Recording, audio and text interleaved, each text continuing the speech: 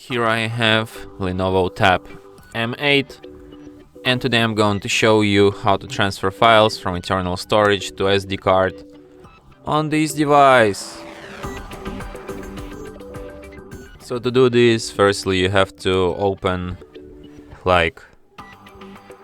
Files application, so you can transfer downloads, images, videos, audios, documents and also apps. So let's transfer some images. For example, this one. So to select it, you just hold down your finger on it. To select multiple images, you just tap on them once after you selected the first one. So when you're done selecting, tap on three dots here.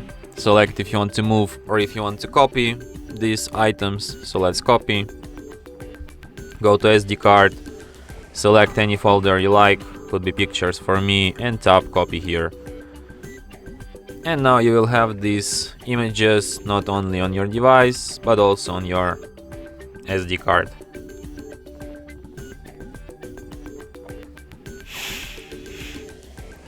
And that's it. Thanks for watching. If you find this tutorial useful, don't forget to hit that like button and subscribe to our channel.